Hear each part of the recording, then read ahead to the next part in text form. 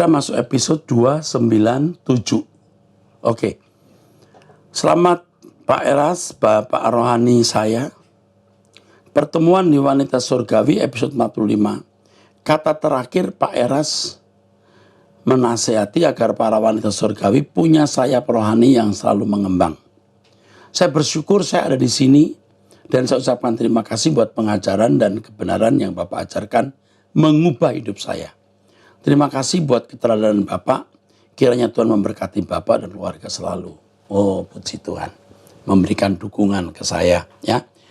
Beritahu teman-teman ya Anda untuk ikut mendengarkan Wanita Surgawi. Oke. Malam Pak, saya wanita usia 48 tahun. Pendengar dari doa pagi, mau tanya bagaimana caranya menghadapi anak perempuan saya. Umur 19 tahun, kuliah semester 3 Fakultas Psikologi, tiba-tiba nggak ingin kuliah lagi dan mau pindah ke STT Teologi. Wow. Anak sebelumnya menunjukkan perilaku tidak wajar. Singkatnya kami bawa ke dokter psikiater. Puji Tuhan, sudah semakin pulih. Yang mau saya tanyakan, apakah kami turuti saja keinginannya ke STT Teologi, mengingat kondisinya sekarang ini belum stabil betul. Masih kontrol ke dokter psikiater. Anak saya pelayan di gereja bidang musik. Pemain keyboard dan rajin dengar khotbah Bapak di Truth ID. Nah, ini dia bekerja di salah satu gereja, tidak perlu sebut ya. Dulu sewaktu anak kami lahir, karena lahir prematur pernah bapaknya berucap, anak kami ini kalau selamat dan sehat akan menjadi pelayan Tuhan. Saya ingat akan perkataan papanya dan apa ada hubungannya Pak. Mohon tuntunannya dan bimbingannya Pak. Sebelumnya saya ucapkan terima kasih. Ini bukan masalah besar masuk STT atau masuk di psikologi.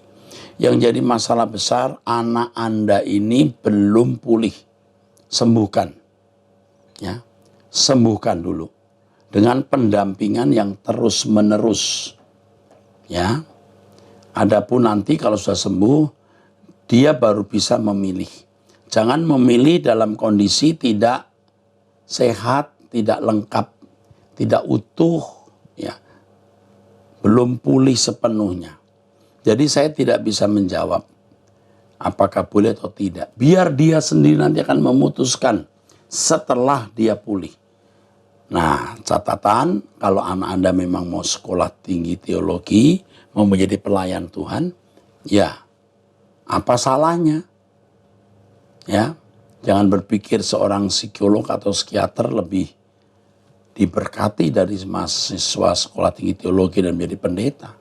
Ya, lalu apakah ada hubungan dengan janji waktu masih baru lahir? Sangat bisa. Tetapi coba perkarakan lagi dengan Tuhan. Ya, sangat bisa ada hubungan. Tapi pertanyakan dengan Tuhan. Pak Eras, ini pertanyaan saya dari Jakarta, anak muda usia 30 tahun, belum menikah, ingin bertanya Pak, profesi sebagai trader forex apakah dosa Pak? Karena sebagian orang ada yang mengatakan forex itu judi, ada juga yang mengatakan forex itu bisnis. Memang ada unsur gambling yang tinggi dalam forex tersebut. Kalau saya menyarankan Anda, jangan masuk di bidang ini. Masuklah di bidang di mana Anda bisa memiliki produktivitas yang berguna bagi diri Anda, keluarga, dan masyarakat yang luas. Ya. Saya kira itu. Sebaiknya Anda mengambil profesi yang lain. Kadang-kadang saham saja banyak manipulasi, digoreng-goreng, sehingga tidak sesuai dengan sektor realnya. Ya. Perusahaan yang mestinya harganya cuma 3 miliar bisa menjadi 30 miliar. Ya. Istilahnya digoreng, Anda tahu kan. Tapi saya tidak berani memberikan kepastian 100% dalam hal ini. Anda berdoa kepada Tuhan minta pimpinannya. Tapi masukan ini saya kira cukup menjadi pertimbangan yang baik. Oke, Om saya wanita usia 21 tahun. Keluarga saya beranggota 5 orang termasuk saya dan saya 3 bersaudara. Keluarga saya beranggota 5 orang termasuk saya dan saya 3 bersaudara. Beberapa hari yang lalu saya mendapatkan sebuah mimpi. Mimpinya itu saya dan keluarga saya meninggal dunia. Dan setelah meninggal dunia kami sekeluarga seperti berada di tempat ladang hijau yang indah sekali. Bagian pemandangan dari Swiss. Tapi hijaunya seperti tidak ada ujungnya atau tepinya. Tapi yang membuat saya heran, Om, adalah mimpi saya yang berada di tempat yang hijau indah tersebut hanyalah 4 anggota keluarga saya. Termasuk saya, Om. Ketika dalam mimpi itu saya bertanya, di mana kakak saya? Di mana kakak saya? Karena hanya kakak saya yang tidak kelihatan ataupun muncul. Dan seketika ditunjukkan posisi kakak saya berada dan tempat yang dia berada itu membuat saya kaget, Om. Karena tempatnya gelap sekali seperti tidak ada kehidupan. Saya juga melihat ada beberapa orang lain selain kakak saya berada di tempat itu dan mereka berbaris seperti menunggu antrian. Tapi saya tidak tahu antrian untuk apa. Dan muka mereka seperti sedih sekali, Om. Seketika itu juga saya terbangun dari mimpi saya. Yang anehnya, Om, mimpi yang saya alami itu membuat saya mengalami perasaan campur aduk. Ada kedamaian, ketenangan, tapi ada juga rasa takut, syok, dan kebingungan. Apa mungkin karena melihat kakak saya yang ditempatkan berbeda dari saya? Saya sampai sudah bertanya-tanya sama keluarga saya dan kata mereka itu bisa saja peringatan buat kami sekeluarga untuk semakin serius berjuang mendapati kekekalan di dalam Tuhan. Tapi menurut Om Eras gimana ya, Om? Apa ini sebuah peringatan atau hanya sekedar mimpi biasa saja? Terima kasih. Kalau mimpi dari Tuhan itu biasanya disertai dengan kegentaran, tapi ada perasaan damai, ya. Nah, saya lebih cenderung mengatakan ini pesan dari Tuhan. Pesan ini bagikan kepada keluargamu agar mereka sungguh-sungguh agar benar-benar bisa masuk taman Tuhan. Dan sekaligus ingatkan kakak kamu supaya jangan ada di tempat yang mengerikan itu. Jadi ini belum tentu membuat kakakmu betul-betul masuk neraka. Tetapi peringatan, ya. Di tempat gelap antri, artinya bisa saja kalau kakak kamu meninggal dunia nanti masuk ke tempat yang gelap. Jadi sekarang yang saya sarankan, setia bersama dengan keluargamu, mencari Tuhan, ingatkan kakakmu yang di tempat gelap tadi, supaya bertobat dan bersungguh-sungguh ikut Tuhan. Nah, saudara, ini ada dari luar negeri. Perkenalkan saya Bapak usia 33 tahun dengan 2 orang putri. Puji Tuhan atas kemurahan Tuhan, saat ini saya bekerja di Qatar dan sudah berjalan masuk 4 bulan, Om. Semenjak COVID melanda, kami selalu beribadah online di Live Youth of Truth ID. Kalau kami liburan ke Jakarta sebelum COVID ya dulu, kami rutin ibadah di gereja Rehoboth, Kelapa Gading mungkin ya. Karena orang tua rohani kami adalah jemaat di gereja Om Erastus. Kami bersyukur melalui Truth ID, kami banyak mengerti dan belajar dan berusaha terus berprogres menjadi pelaku kehidupan seperti yang Tuhan Yesus Kristus ajarkan. Sebelum COVID melanda, kami berdoa meminta perkenanan Tuhan untuk menunjukkan di mana kami harus bertumbuh dan berjemaat sampai kami pada Truth ID hingga saat ini. Kami masih rutin beribadah melalui channel Truth ID meskipun saya dan istri terpisahkan oleh jarak, Om. Saya merasa tidak ada yang bisa memberi pengajaran seperti ini bahkan di komunitas-komunitas yang saya temui di Indonesia maupun di sini. Namun sekarang saya mengerti mengapa Tuhan bawa saya masuk ke komunitas ini. Salah satunya adalah untuk menyampaikan kebenaran yang sudah saya dapatkan lebih dulu. Di komunitas ini kami bergiliran untuk menyampaikan renungan di hari Minggu. Sehingga ketika giliran saya menyampaikan apa yang Om Eras ajarkan. Wow, terima kasih Om. Om Eras sampai sekarang kami tidak berjemaat di mana-mana. Dahulu saya sudah mengisi form berjemaat di online church. Namun sekarang saya tidak mau tahu apakah saya dan keluarga saya berjemaat di GSKI Online Church atau belum. Mohon bantuannya Om Erastus dan tim. Baik, nomor telepon ini akan dihubungi. Ya, di sini bersama saya Pendeta Sutopo akan dihubungi ya. Nanti Anda menjadi anggota dari gereja kami kalau Anda belum punya anggota gereja. Oke, puji Tuhan. Malam Pak Eras yang budiman, saya mau bertanya apakah ada bantuan hukum di gereja Rehoboth yang bisa saya dapatkan. untuk kasus perdata. Ada. Nomor teleponnya akan dihubungi dan nanti pengacara yang saya tunjuk atau yang bersama kami akan menghubungi Anda. Ya, kalau Anda mau menjadi bagian dari gereja, anggota gereja GSKI Rehoboth Kelapa Gading, kami pasti akan bantu dan topang. Oke. Ada pertanyaan lagi, Pak, kalau saya berkata jujur dan itu menyakiti orang lain, apakah tidak boleh? Ya, enggak apa-apa. Kalau kita jujur, orang mau sakit hati, mau tidak, jangan persoalkan. Tetapi masalahnya, apakah kita memang disuruh Tuhan untuk menyampaikan kata-kata itu? Itu masalahnya. Kalau Tuhan suruh, wah, orang mau marah, mau tidak, nggak masalah. Kita berkata jujur kok.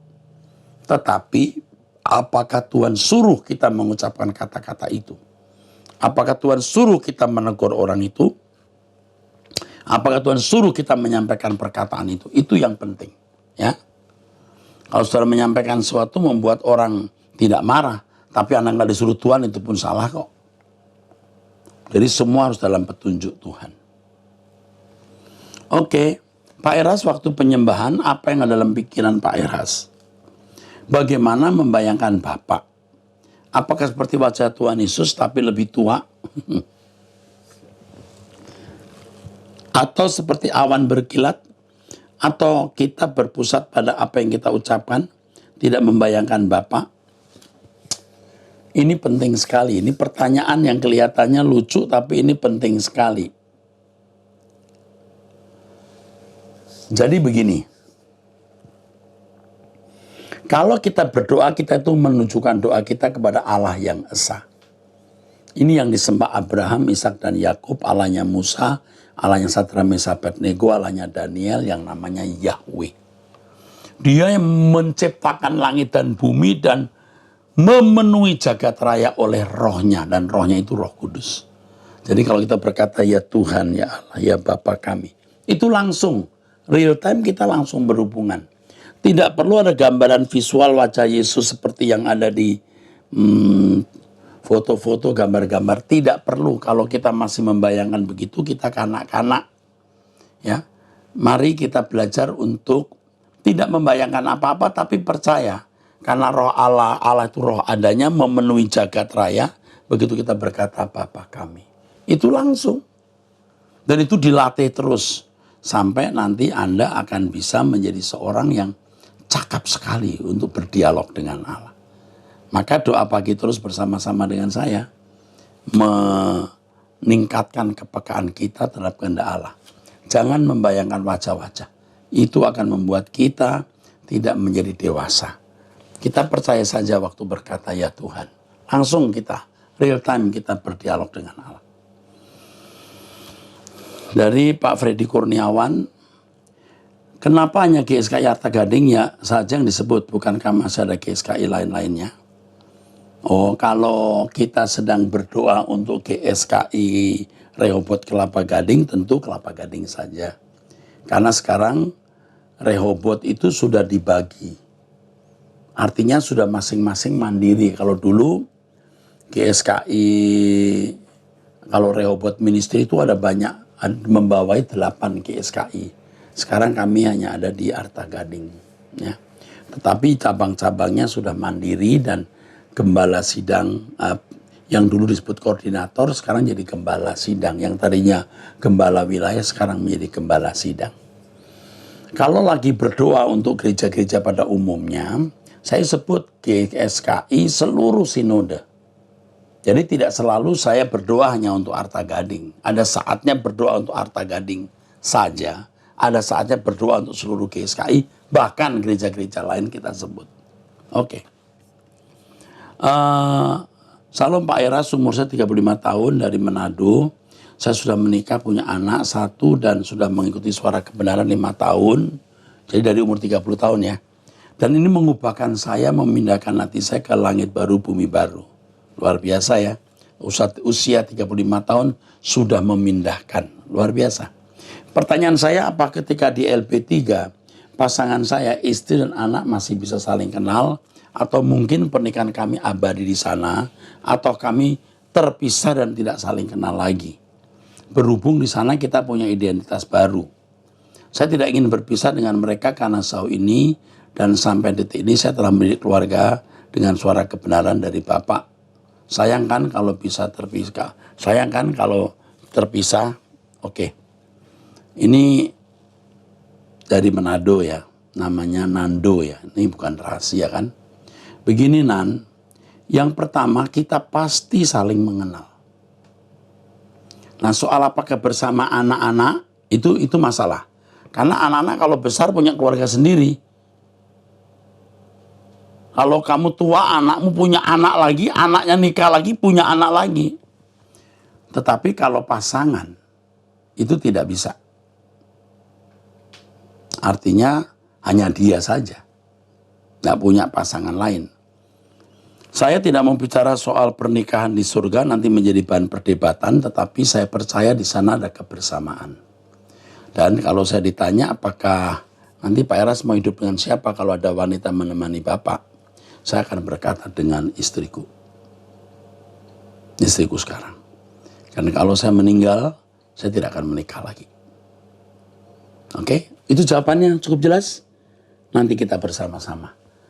Bukan hanya dengan istri dan anak-anakmu, Nando juga bersama saya nanti. Dalam satu keluarga besar di rumah Bapak. Atau di Yerusalem baru. Wah, luar biasa.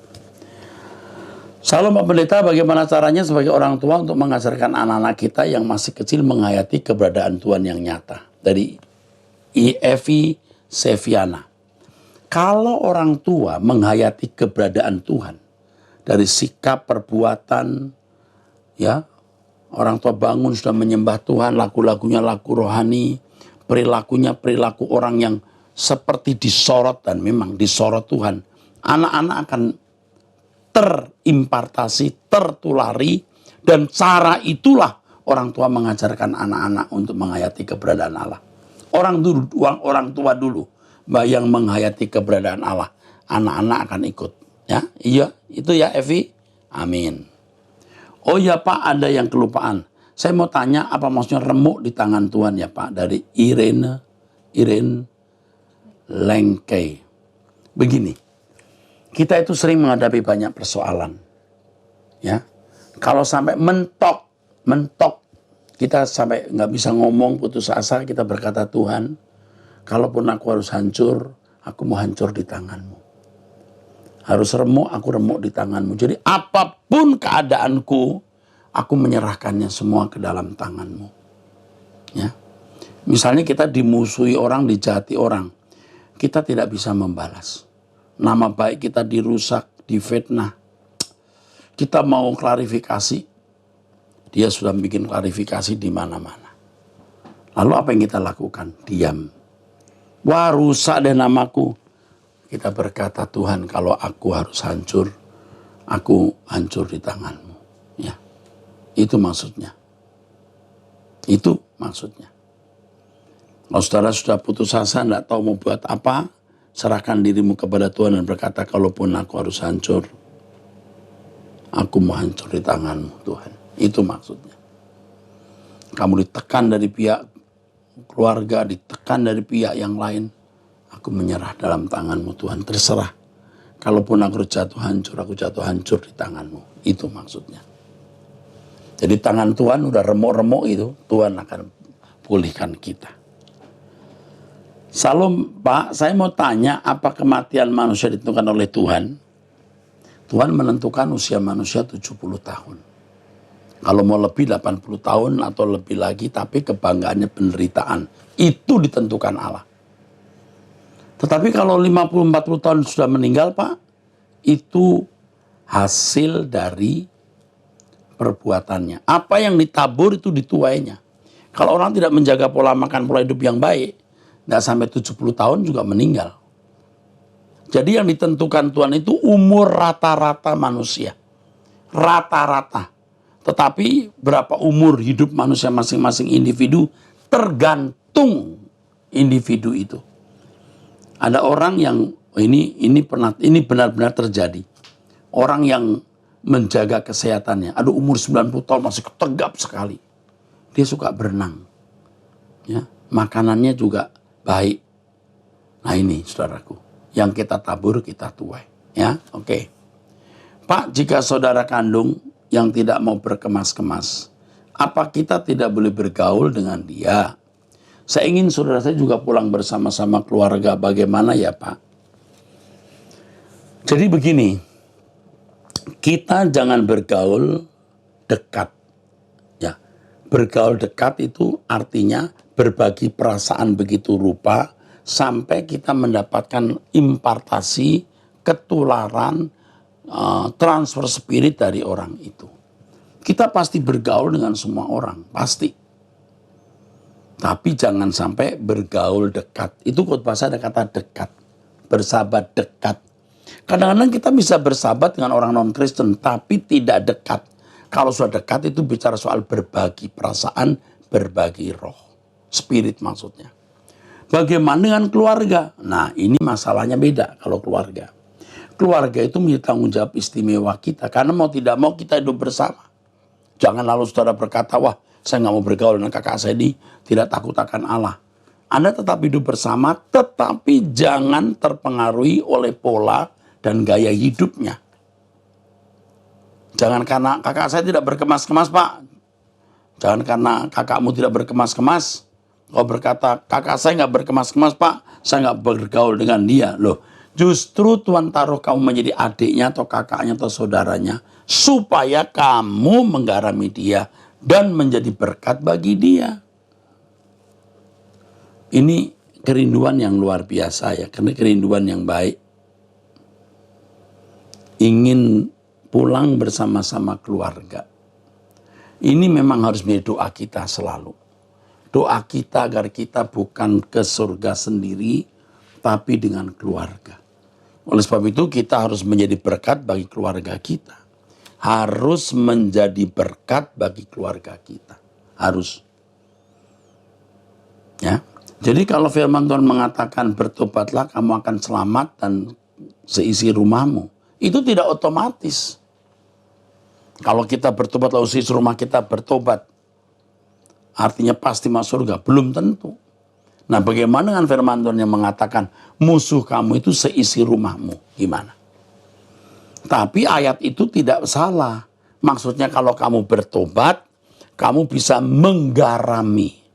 Kau bisa mempengaruhi seisi rumahmu. Sehingga mereka pun juga bisa dibawa kepada keselamatan. Saya senang dengan kata berkemas-kemas di sini ya. Dari Rita Monica ya. Sebab ini bahasa kita. Dan ini keinginan yang luhur sekali agar seluruh keluarga benar-benar diselamatkan. Ya, Rita, berjuanglah untuk keselamatan keluargamu dan itu adalah objek pelayananmu yang pertama. Jadi kamu bisa menyelamatkan mereka, bisa. Tetapi ikut Truth ID, doa bersama-sama kami supaya kamu diperlengkapi menjadi seorang hamba Tuhan yang walaupun tidak sekolah Alkitab, kalau Anda tidak sekolah Alkitab, tetap memiliki potensi menyelamatkan jiwa orang dan mengubah orang lain. Oke. Mohon pertolongan Bapak, gimana caranya agar bisa mengatasi kesulitan tidur dan bisa berhenti mengkonsumsi obat tidur. Mohon petunjuknya. Waduh. Ini mesti dikonseling. Kenapa tidak bisa tidur? Harus dikonseling. Masalahnya bukan tidak bisa tidur itu, tapi mengapa tidak bisa tidur? Jangan sampai kita mengkonsumsi obat, lalu terikat dengan obat.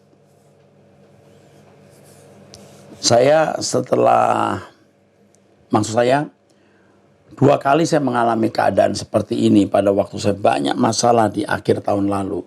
Saya nggak bisa tidur. Benar-benar mata tertutup tapi pikiran tidak berhenti. Kadang-kadang siang harus tidur, malam tidak bisa tidur. Yang saya lakukan waktu itu saya olahraga. Siang saya usahakan tidak tidur. Malam saya bisa tidur. Nah yang kedua, setelah saya terkena COVID, ada perubahan pola tidur saya. Nah itu juga saya lakukan, saya berolahraga. Jadi habis pulang pelayanan jam 8, setengah 9, kadang jam 9 saya olahraga lagi.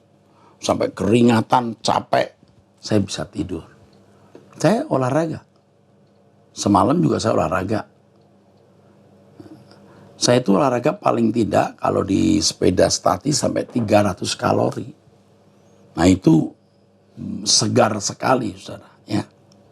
Jadi olahraga itu membantu. Ya. Tetapi masalah besarnya mungkin bukan soal tidak olahraga ini. Bisa juga pikiran. Sudah olahraga tetap tidak bisa tidur. Makanya kepada yang menanyakan ini, ya mungkin Anda harus dikonseling. Supaya tahu duduk persoalannya di mana sampai tidak bisa tidur itu kenapa. Ya. Oke, tapi kami mau mendampingi kamu ya. Oke. Dari Syuchen. Salam Pak, sekali-kali jelaskan, jabarkan puasa dalam Kristen dan cara puasa, Pak. Makasih. Di Alkitab kita menemukan puasa, yaitu yang dilakukan murid-muridnya pada waktu Yesus naik ke surga. Puasa intinya bukan tidak makan. Ya kalau tidak makan, banyak orang bisa tidak makan karena tidak ada makanan. Puasa itu dasarnya intinya adalah merendahkan diri di hadapan Tuhan berhubung adanya kebutuhan rohani yang mendesak. Adanya kebutuhan rohani yang mendesak membuat kita bisa kehilangan selera makan. Ya, makanya jangan sekedar kita mau puasa Senin Kamis katanya. Jangan menyiksa diri dengan tidak makan.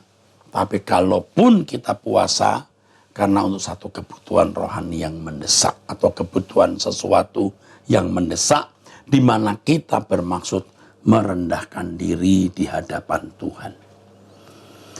Puasa itu bagus. Ya, intermittent fasting itu bisa membuat kita juga memiliki irama hidup yang baik. Perut kita ada masa di mana bisa beristirahat, bisa tenang ya. Jadi dari sudut kesehatan puasa itu juga sangat baik. Ya. Jadi kita bisa melakukannya. Tapi jangan puasa untuk membuat mau transaksi dengan Tuhan. Tuhan aku puasa nih ya, tolong ya diurapi ya. Aku puasa nih Tuhan, tokoku laris ya. Aku puasa ini Tuhan, dapat jodoh. Ini yang tidak tepat. Ya. Masih banyak tanya jawab yang harus saya jawab nanti. Saudara kalau ada pertanyaan, sampaikan pertanyaan itu. Kami akan menjawabnya. Ya. Jangan lupa subscribe Truth ID, memberikan tanda jempol, tekan lonceng, supaya Truth ID memiliki notifikasi yang baik. Dan akan terkemuka supaya suara kebenaran ini bisa didengar banyak orang. Sampai jumpa. Jangan lupa doa pagi bersama saya jam 5 pagi setiap hari. I love you.